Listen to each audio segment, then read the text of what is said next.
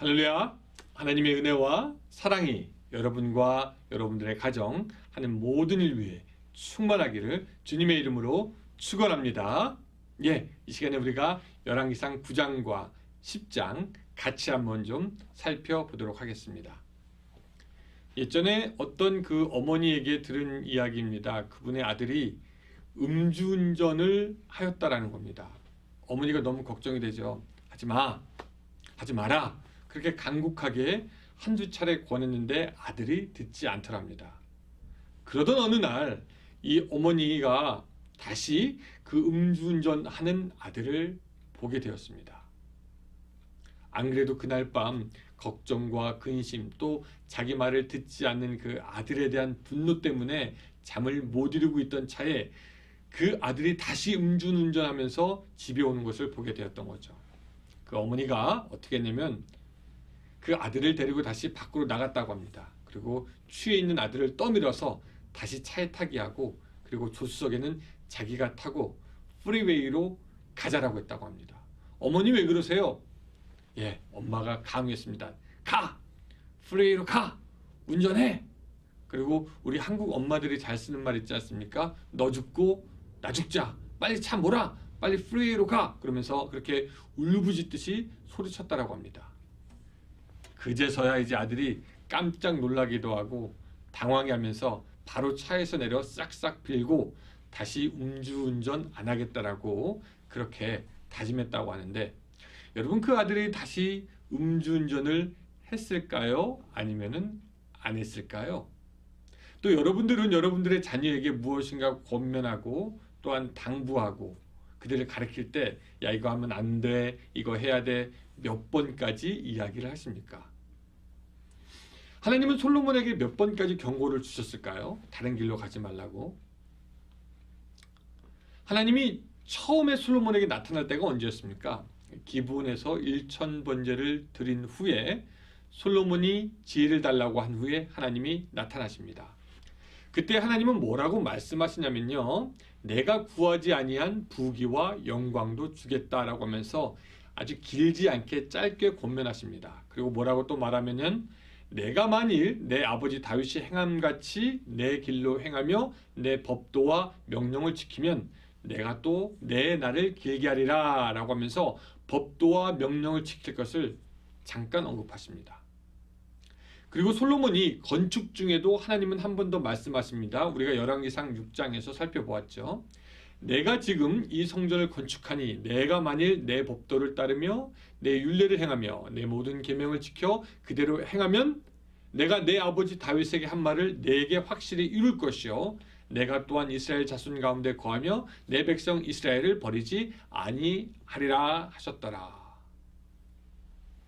정리해 보면은 처음 말씀하신 것보다 조금 더 길고 강하게 말씀하십니다. 법도, 율례, 계명을 지켜 행하라. 그러게 하면 내 백성 이스라엘을 버리지 아니하리라 라는 말도 추가해서 말씀하시는 것을 우리가 볼 수가 있습니다. 그리고 드디어 이제 오늘 본문 여호와의 성전과 왕궁 건축을 마쳤을 때 여호와 하나님은 다시 솔로몬에게 나타나셔서 말씀하시는데, 오늘 말씀하시는 것은 사실 그 내용이 예사롭지가 않습니다. 본문 1절처럼 솔로몬이 성전과 왕궁 건축하기를 마치고 자기가 이루기를 원하던 모든 것을 마친 그때에 라고 얘기하고 있습니다. 즉 솔로몬이 하고 싶은 것을 다 하고 이제 모든 것을 좀 즐길 만한 때가 되었을 때 하나님께서 나타나십니다. 그리고 말씀하시는 내용도 이전에 했던 것을 다시 반복하시면서 우리가 7절, 8절, 9절 읽어보면 알지만 하나님께서 그들을 어떻게 징계할 것인지에 대해서도 말씀하고 있습니다. 그런 것을 잘 보면은요, 이전보다 점점 세게 하나님께서 말씀하시고 경고하는 겁니다. 맨 처음 기브아에서의 말씀이 권면이었다면은 두 번째 말씀은 충고가 되고요, 세 번째 말씀은 경고에 가깝습니다. 여러분 무엇인가 이 심상치 않은 분위기로 변해가는 것이 느껴지십니까? 네, 맞습니다. 이 겉으로 볼 때는 만사가 다 형통한 것 같다 보이지만 이 세 번째 하나님의 경고의 말씀을 보면서 이제 우리는 어쩌면 솔로몬의 전성시대가 끝이 난 것이 아닌가 생각해 보게 됩니다. 그리고 그런 우리의 짐작은 들어맞게 되는데 우리가 차차 보면서 알겠지만 이제 이후로 솔로몬은 그의 일생에서 더 괄목할 만한 업적을 남기지 못합니다. 그리고 신앙적인 차원에서 영적인 차원에서 더 이상의 발전을 보이지도 못하고 하나님을 떠나는 모습을 우리가 보게 됩니다. 솔로몬의 마음을 아시는 하나님께서 그에게 경고의 말씀을 주시고 그를 돌이키려고 하지만 이미 기운 솔로몬의 마음은 하나님의 말씀에 대해서 별로 개의치 않는 것 같습니다. 그리고 불행하게도 하나님은 솔로몬에게 더 이상 말씀하시지 않습니다. 하나님은 성경에서 보면은 사랑하는 당신의 백성들에게 갑자기 나타나서 그들을 징계하고 그들을 심판하신 것이 아닙니다. 아무 말씀 없다가 어느 순간에 벼락같이 분노하시는 하나님이 아니라는 것이죠. 계속 말씀하시고 신호를 주십니다. 사실 우리의 하나님은 죄인을 벌하는 것보다 죄인이 돌이키는 것을 더욱 기뻐하시는 하나님이시기 때문에 계속 기회를 주시면서 말씀하시죠. 그러나 인간들은 하나님의 말씀을 듣지 않습니다. 여러분 사울왕 한번 볼까요? 사울왕이 첫 번째 죄를 짓습니다. 어떤 죄였습니까? 당시에는 제사장 말고는 제사를 지낼 수가 없었는데 자기가 임의로 제사를 드려버리는 월권을 행하는 것입니다. 하나님께 제사를 드리는 것은 하나님께 속한 것이고 하나님이 정하신 방법으로 이루어야 하는 것인데 자기가 그냥 마음대로 주장하였다는 것이죠. 그리고 그 잘못에 대해서 지적하는 사무엘에게 회개하지 않고 변명을 늘어놓는 것을 우리가 압니다. 사울왕의 두 번째는 무엇이냐면요. 이스라엘과 아말렉이 싸우게 되었을 때 사무엘은 사울에게 뭐라고 말하냐면 그 출애굽한 이스라엘을 공격했던 아말렉 족속을 다 쳐서 모든 소유를 남기지 말고 완전히 진멸하라는 하나님의 명령을 전합니다. 사무엘이. 사울은 아말렉 족속을 공격해서 큰 승리를 거두는데 이때도 아말렉 족속을 완전히 진멸하라는 명령을 어기고 아말렉 족속의 왕 아각을 살려두었을 뿐만 아니라 아각의 양과 소의 좋은 것, 어린 양 그런 것들을 남기고 진멸하지 않았습니다. 그때 하나님께서 사무엘에게 말씀하십니다. 내가 사울을 왕으로 세운 것을 후회하노니 그가 돌이켜서 나를 따르지 아니하며 내 명령을 행하지 아니하였습니다. 이 말씀을 들은 사무엘은 밤새도록 하나님께 부르짖습니다. 하지만 하나님의 뜻을 돌이킬 수 없었고요. 근데 그럼에도 불구하고 그 이튿날 아침 사무엘이 사울을 만났을 때 사울은 뻔뻔하게 여호와의 명령을 다 시행했다라고 이야기합니다. 사무엘이 양과 소의 울음소리가 뭡니까? 라고 묻자 사울은 내가 하나님께 제사 지내려고 가장 좋은 것을 남겨놨다라는 변명을 합니다. 근데 그래도 하나님은 사울왕을 바로 심판하시지 아니합니다. 하지만 사울왕은 그 후로도 계속해서 하나님의 말씀에 불순종하는 모습을 보이게 되고 이스라엘의 초대왕 사울왕은 나중에 전쟁터에서 비극적으로 죽게 됩니다. 어쩌면 그의 멸망은 계속되는 하나님의 말씀을 듣지 않은 결과 그가 자초한 것이다 라고 볼 수가 있는 것이죠. 사랑하는 여러분, 우리가 여기서 배워야 할 것이 나옵니다. 우리 안에 어떤 죄나 허물에 대해서 여러분 혹시 하나님이 책망하신 것 여러분 기억하십니까? 성령님께서 여러분들에게 말씀하신 것이 있지는 않습니까? 여러분들의 양심에 무엇인가 걸리는 것이 있지 않습니까? 혹시 그것이 한 번, 두 번 계속 여러 번에 걸쳐서 하나님께서 이미 말씀하신 것이 있지는 않습니까? 그렇다면 여러분 우리 조심해야 합니다. 우리 주의해야 합니다. 사울을 책망하시고 다윗도 책망하시고 본문의 성전을 다 지어서 바친 솔로몬에게 나타나셔서 계속해서 경고하신 그 하나님이 그리고 심판하신 하나님이 우리라고 그냥 넘기실 것이라고 여러분 생각하십니까? 하나님이 말씀하시고 성령이 그 양심이 알리시지만 그것을 끝까지 모른 척하고 끝까지 듣지 않은 척하고 회개함으로 그 삶을 바꾸지 않은 사람들을 성경에서는 양심에 화인 맞은 사람들이라고 이야기를 합니다. 여러분, 화인은 뭐냐면 불도장입니다. 쇠로 도장을 만들고 불에 달구어서 동물이나 사람의 피부에 찍습니다. 그리고 일단 그 화인 맞은 그곳은 굳어지게 되면 감각을 잃게 됩니다. 더 큰 고통에도 무감각하게 되는 것이죠. 양심의 화인을 맞은 사람은 하나님이 말씀하시고 책망하시는 것을 보아도 보지 못하고 들어도 듣지 못하는 상태가 되는 것을 우리가 아는데, 솔로몬이 그랬습니다. 더 이상 하나님의 말씀을 듣지 않습니다. 이 정도 하면 내가 하나님께 할 만큼 다 한 거 아닌가 생각했을까요? 또 이방의 공주들과 우상을 보면서 스스로 영적으로 무너져 가지만 그것을 깨닫지 못했을 수도 있겠죠. 그렇다면 여러분, 오늘 우리는 스스로 나 정도면 괜찮다고 자기 스스로 세우는 기준에 맞추어 생각하면서 여전히 자기의 길을 가는 여러분들이 있지는 않습니까? 이 정도면 괜찮지 않나? 아니면은 봄볕에 눈 녹듯 사라지는 믿음을 눈치채지도 못하고 영적으로 부패하는 것을 알아차리지도 못하는 것이 바로 우리의 모습은 아닙니까? 여러분, 하나님께서 우리에게 지금 무슨 말씀을 하시는지 우리는 들어야 합니다. 양심에 말씀하시는 하나님의 음성을 들어야 합니다. 솔로몬에게 말씀하셨던 것처럼 지금 우리에게도 어쩌면 한 번, 두 번, 세 번 계속 반복해서 말씀하시는 하나님의 음성을 들어야 할 줄로 믿습니다. 여러분, 우리는 좀 경계해야 돼요. 우리가 고난과 핍박 중에 있을 때는 반강제적으로라도 기도하기 때문에, 또한 하나님의 도움이 필요하기 때문에 하나님께 나아가 기도하고 그 뜻을 알려고 하지만, 솔로몬처럼 그냥 할 만큼 했던 것 같고 형통한 것 같고 문제없는 것 같고 풍성한 것 같은 때에는 우리들의 양심이 오히려 무감각해집니다.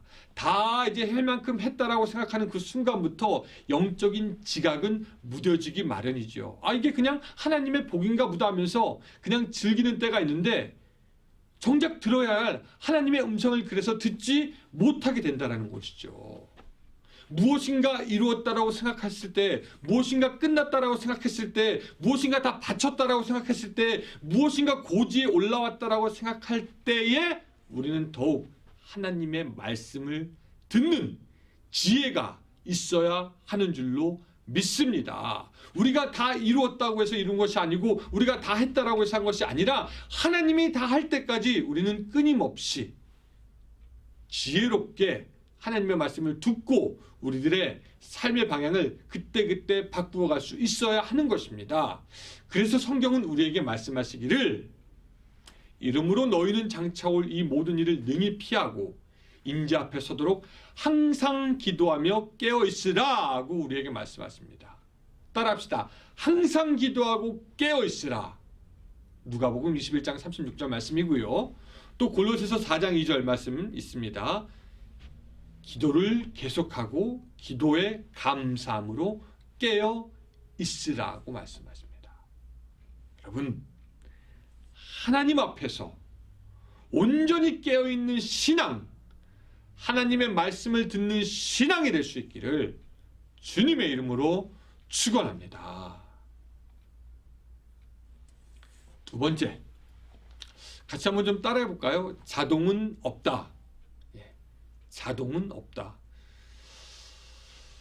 이게 무슨 말이냐면요, 자동은 없다라는 얘기입니다. 아까 말씀드렸지만 오늘 본문의 4절과 5절은 하나님께서 이전에 우리에게 말씀하신 내용을 계속 반복하고 있는데요, 그 내용이 뭐냐면, 솔로몬, 내가 하나님의 명령과 규례에 순종하면은 다윗에게 말한 대로 이스라엘 왕위를 오를 사람이 내게서 끊어지지 아니하리라 라는 말씀입니다. 우리가 여기서 기억해야 하는 것이 뭐냐면, 성전을 건축한 자체가 참 훌륭하고 귀한 것이 맞지만 그것 자체로 왕위를 계속해서 잇게 하지는 못한다. 즉 하나님의 복이 자동적으로 보장된다라는 것은 아니다라는 말입니다. 어떤 신학자는 이렇게 얘기합니다. 인간이 하나님께 드릴 수 있는 최고의 선물이라고 할 수 있는 성전마저도 하나님이 우리에게 요구하시는 순종의 삶을 대신할 수 없다는 것을 우리는 여기서 확인하게 된다. 사실 따지고 보면 솔로몬이 성전을 건축하게 된 것도 하나님께서 허락하신 것이요, 하나님께서 또한 주신 것으로 한 것이니 솔로몬이 거기에 대해서 내가 했다라고 크레딧을 스스로 줄 수가 없습니다. 그가 성전을 들었어도 그것이 하나님 앞에 온전해지는 것은 아니고 그 성전으로 인해 하나님께 복을 받는 것이 개런티가 되는 것이 아니다라는 것이죠.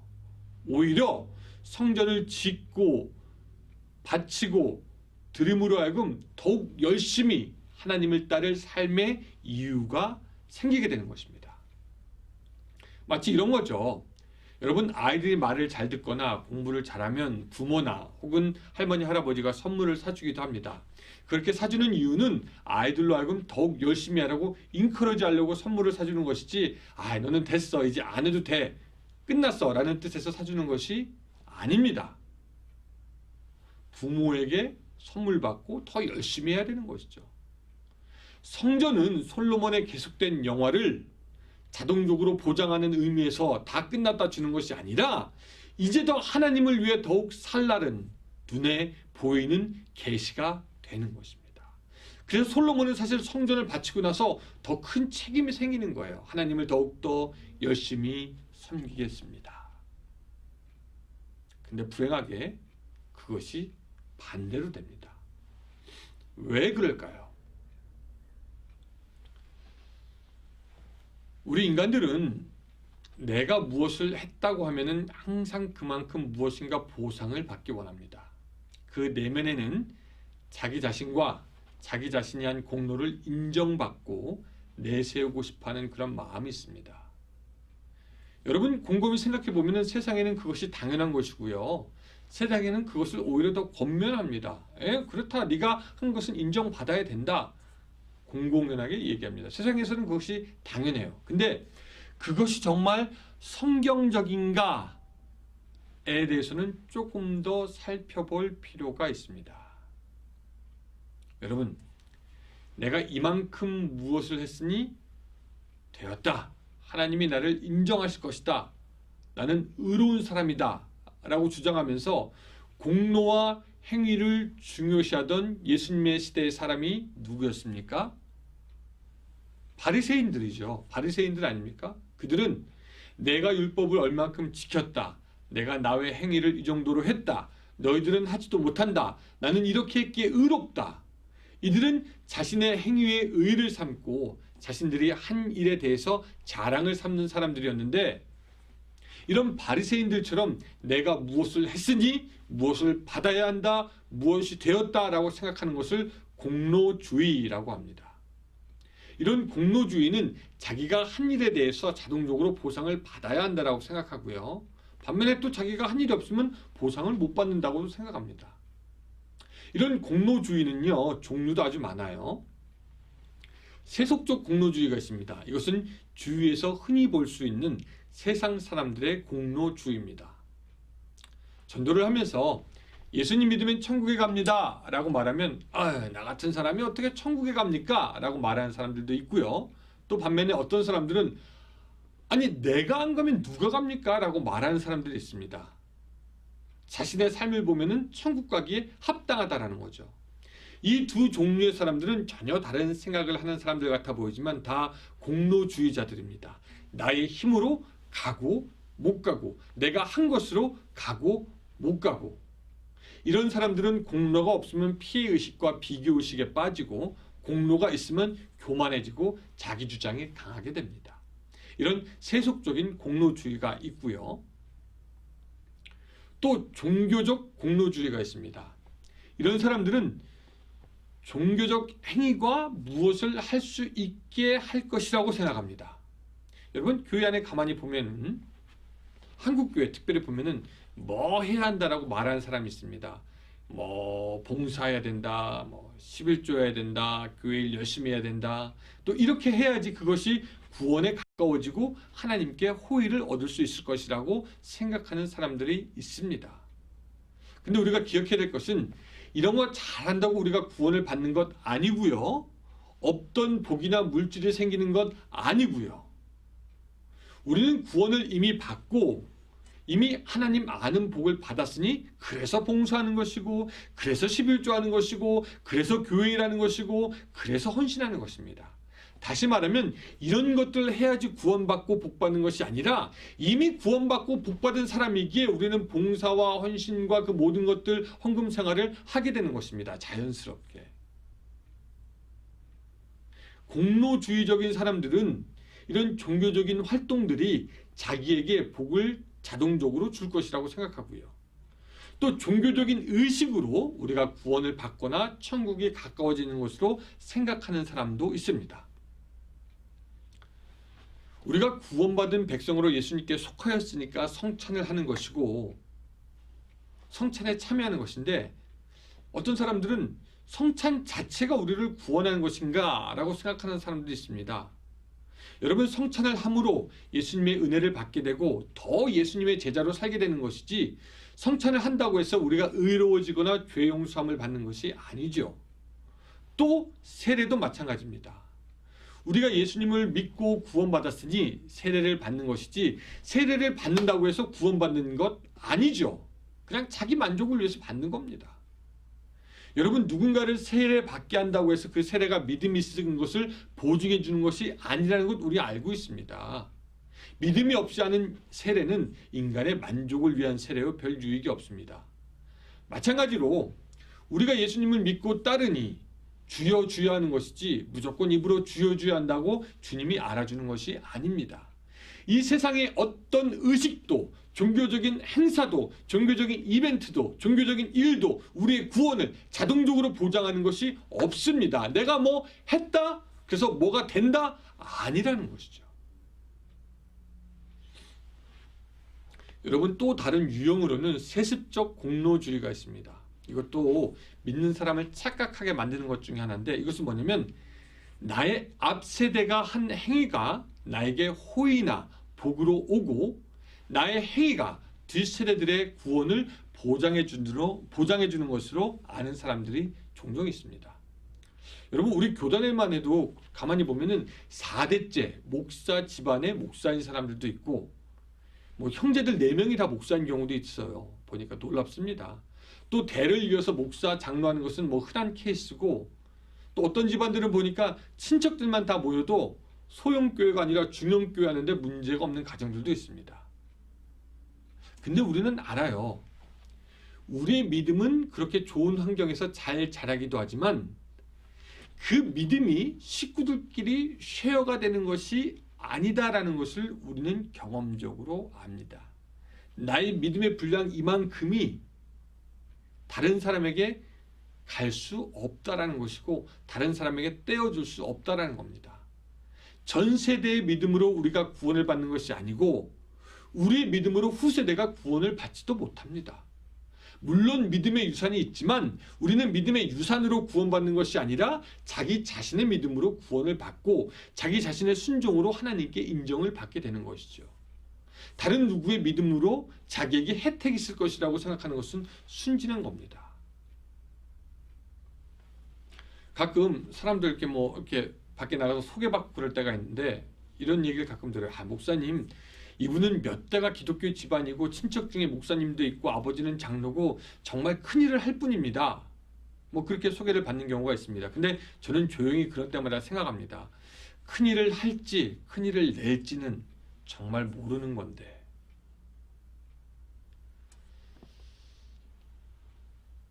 세습적 공로주의도 하나님 앞에서는 일을 하지 않습니다. 우리 가정의 식구가 누가 큰 믿음 갖는다고 해서 그것이 바로 나의 믿음이 되는 것은 아니고 내가 자동적으로 복을 받는다는 더 아닙니다. 하나님은 물론 솔로몬의 성전을 기쁘게 받으셨지만 그것으로 모든 것이 보장되는 것이 아니고 평생 복을 다 따는 당상이 되는 것도 아니고 그 성전이 있어서 하나님의 임재하심이 영원히 자동적으로 보장되는 것은 아닙니다. 이제 솔로몬은 주어진 성전에서 더욱 하나님을 깊이 만나고 더욱 거룩해져야 하는 의무가 생긴 것입니다. 여러분, 좋은 값비싼 보석을 선물 받은 사람은 그 보석을 잘 닦고 보관해야 하는 책임이 있는 것이죠. 좋은 성전에서 더욱 하나님과 동행해야 하는 기쁨과 감사의 거룩한 의무가 생기게 되는 것입니다. 그러나 솔로몬은 불행하게도 성전 건축까지 하고 그것이 다 끝난 것으로 알았던지 그저 하나님을 떠나게 되는 것을 우리가 볼 수가 있습니다. 오늘 사랑하는 여러분들 어떠십니까? 여러분들 어쩌면 우리들은 진짜 우리가 할 수 있는 것보다 더 하나님의 나라를 위해서 헌신하고 섬겼고 또 여러분들의 희생과 봉사는 교회가 세워져 가는데 든든한 기초가 되었습니다. 또한 우리의 섬김으로 많은 분들이 도움을 받게 됐죠. 우리들의 봉사와 헌신 중요하고 귀한 것입니다. 그런데 이런 교회와 하나님의 나라를 향한 봉사와 헌신은 하나님께서 우리에게 허락하셔서 우리가 하게 된 것이고 오히려 일할 기회를 주신 하나님께 우리가 감사한 것이지 내가 이것을 이렇게 했습니다라고 내어놓고 자랑할 것이 못 되는 것이죠. 주님은 분명히 말씀하시기를 이와 같이 너희도 명령받은 것을 다 행한 후에 이르기를 우리는 무익한 종이라 우리가 하여야 할 일을 한 것뿐이라 할지니라 알려주셨습니다. 예, 맞습니다. 그 모든 희생과 헌신이 무엇을 자동적으로 보장해 주는 것이 아닙니다. 헌신과 봉사가 하나님께 이제는 할 만큼 했으니 순종하지 않아도 된다라는 면죄부를 주지 않습니다. 내가 한 행위로 복이 자동적으로 얻어지게 될 것이다. 그렇게 생각하면 안 된다라는 것이죠. 그래서 지금 우리에게 중요한 것은 오늘 하루 지금 이 순간을 하나님의 말씀과 그 뜻에 순종하여 어떻게 살아내느냐가 바로 중요한 문제가 되는 것입니다. 여러분들의 순종은 문제가 없으십니까? 예전에 제가 살던 집 앞에 수명이 150년이 넘는다는 나무가 있었습니다. 굉장히 큰 나무였습니다. 어느 날 그 나무에서 제가 키우던 고양이가 내려오는 것을 보게 되었습니다. 아니 왜 고양이가 거기서 내려오지? 라고 생각하다가 고양이가 그 나무를 다시 타고 올라가는 것을 보게 됐는데 고양이가 나무를 타고 올라가다가 제 키보다 조금 높은 위치에 있는 한 이만한 구멍으로 쑥 들어가는 것을 보았습니다.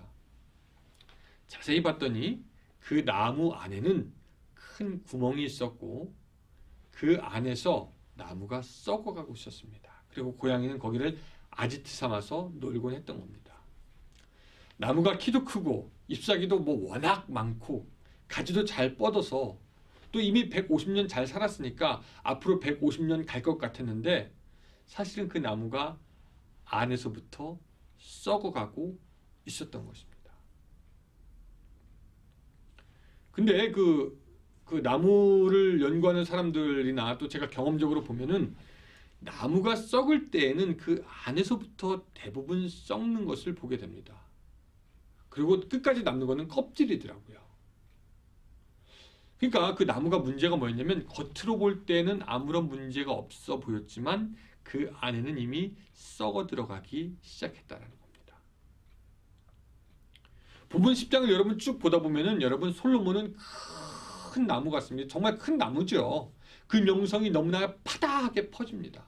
심지어는 지금의 그 예멘으로 생각하는 곳에 그 스바 여왕, 이름도 유명한 스바 여왕, 영화로도 나왔죠. 찾아옵니다. 아마 이 스바 여왕은 정말로 솔로몬이 그렇게 위대하고 힘이 있는 왕인가, 그렇게 지혜가 있는 왕인가 알고 싶었고 또 개인적으로도 뭔가 풀리지 않은 인생의 문제들을 가지고 왔습니다. 그리고 솔로몬 왕을 시험했는데 솔로몬은 정말로 왕 중의 왕이라는 것을 거기서 증명해 보였습니다. 이 시바 여왕은 솔로몬의 그 궁궐과 그가 만들어 놓은 것을 보고 10장 6절 7절에 보니까 내가 내 나라에서 당신의 행위와 당신의 지혜에 대해서 들은 소문이 사실이다. 내가 그 말들을 믿지 아니었는데 이제 와서 친히 보니까 내게 말한 것은 절반도 못 되고 당신의 지혜와 복이 내가 들은 소문보다 더 크도다. 여러분, 이쯤 되면 솔로몬이 어느 정도인지 우리가 알 수가 있습니다. 또 이어서 계속되는 그 10장 14절부터 29절까지는 솔로몬의 그 지혜와 재산이 얼마나 큰지 우리에게 알려주는데 23절 한마디로 이렇게 표현합니다. 솔로몬 왕의 재산과 지혜가 그 어느 왕보다 큰지라 라고 우리에게 말씀하여 주고 있습니다.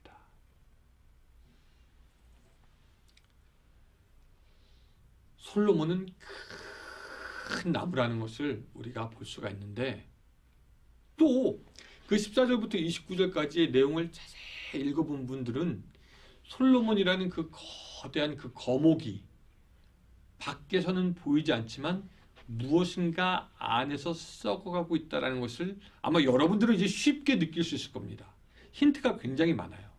우리가 몇 주 전에 신명기를 살펴보았지만 하나님은 왕에게 병마를 많이 두지 말라라고 했고요. 그렇죠? 또 말을 사러 애굽으로 가지 말라고 했고요.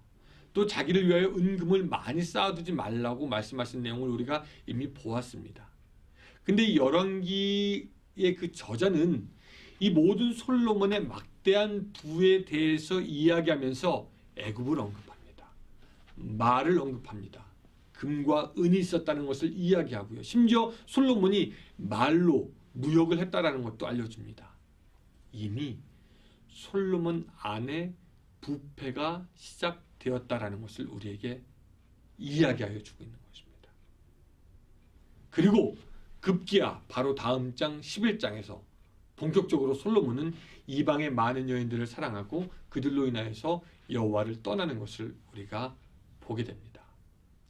솔로몬이라는 나무는 겉에서 볼 때 거목이지만 속에서는 이미 썩어가고 있었던 것이죠.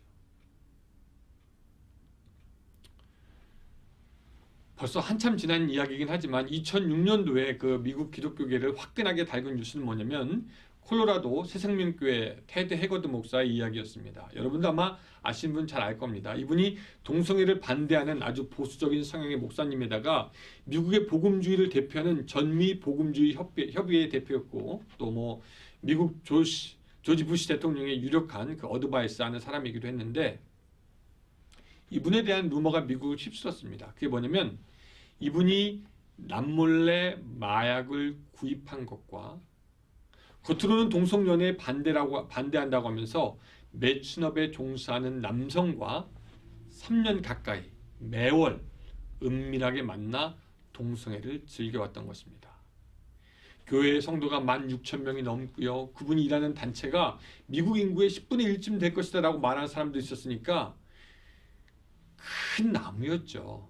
겉으로 볼 때 더 이상 클 수가 없었을 것입니다. 그러나 그 목사의 내면도 건강했는가? 라고 질문한다면 거기에 대해서 우리는 별로 할 말이 없을 것입니다. 사랑하는 성도 여러분, 우리도 겉은 멀쩡해 보입니다. 겉이 먼저 썩는 사람은 없을 겁니다. 겉에서 볼 때 부패한 냄새가 나는 것은 송장 말고는 없습니다. 그러나 우리 인간도 나무처럼 속이 먼저 썩습니다. 더러운 마음, 미워하는 마음, 시기하는 마음, 음란한 마음, 고약한 마음, 욕심, 게으름, 교만함, 위선, 이것들이 우리의 내면을 계속 썩게 합니다. 그리고 그런 사람들이 입을 벌리고 이야기할 때 우리는 그 마음에서 5만 가지의 쓰레기 냄새가 그 입의 언어들을 통해서 나는 것을 우리가 압니다. 단지 본인만 모를 뿐이죠. 그래서 예수님은 말씀하시기를 입에서 나오는 것들은 마음에서 나오나니 이것이야말로 사람을 더럽게 하느니라 라고 말씀하셨습니다. 근데도 사람들은 보통 이 내면의 문제는 둘째고 솔로몬의 부를 부러워합니다. 성공한 삶을 부러워합니다. 어쩌면 솔직히 말하면 많은 수의 그리스도인들도 내면에서 썩는 것을 들여다보지 못하고 그 내면에 무엇이 있는지 별로 신경 쓰지 않습니다. 내면에서 썩은 물이 파도를 쳐도 눈에 보이지 않으니까, 또 밖에 있는 것이 더 좋아 보이니까, 지금 당장 문제가 없어 보이니까 그냥 지나가려고 합니다. 그것이 당연한 거라고 얘기다가, 인생의 파도가 칠 때 흔들흔들 하다가 배멀미 하듯이 썩고 더러운 물을 쏟아내고, 그 영적 오물을 자기에게도 쏟고 남에게도 쏟아냅니다. 그리고 자기도 못 참고 남도 못 참는 상태가 되고, 또 누가 볼까봐 얼른 자기의 내면에 회치를 해놓습니다. 솔로몬 이제 다음 장에서 보겠지만 그 내면에 썩은 것들이 밖으로 흘러나와 그를 더 타락시키는 것을 우리가 보게 됩니다. 우리 하나님은 어떤 하나님입니까? 하나님은 내면을 보시고 우리의 내면을 바로잡고자 하십니다. 우리 안에 있는 내면의 상처를 치유하십니다. 우리 안에 있는 속사람을 살려서 우리로 하여금 바른 길을 걷게 하시는 분이 우리 하나님이십니다. 하나님은 성결과 거룩의 그 성령의 정화가 우리 안에 있기를 원하십니다. 사랑하는 성도 여러분, 여러분들의 삶은 어떻습니까? 그 내면에는 무엇이 있습니까? 공로주의가 있지 않습니까? 자기의 욕심이 있지 않습니까? 화려한 성전을 지었으니까 되었다, 내가 할 만큼 했다, 그렇게 고백하지만 또한 그 안으로 솔로몬처럼 타락해가는 길을 걷고 있지는 않으십니까? 아니면은 다윗의 행함같이 마음을 온전히 하고 하나님 앞에 바로 서고 있습니까? 오늘 사랑하는 여러분들의 삶이 다윗처럼 법도와 율례와 말씀을 지켜감으로 하나님 앞에 온전해지는, 그래서 악에서 떠나고 내면이 치유되고 깨끗하고 진정 복된 삶을 살아가는 여러분들의 삶이 되기를 주님의 이름으로 축원합니다. 기도하겠습니다. 하나님, 오늘 우리들의 삶 어떤 삶이었는지 다시 한번 생각해 봅니다.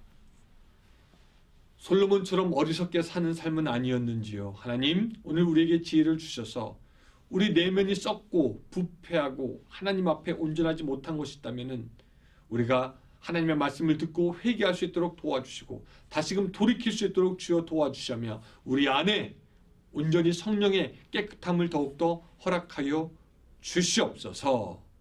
그래서 하나님 아버지, 솔로몬의 길을 걷는 것이 아니라 다윗의 길을 걸어가는 오늘 우리들의 삶이 될 수 있도록 도와주시옵소서. 예수님의 이름으로 기도드리옵나이다. 아멘.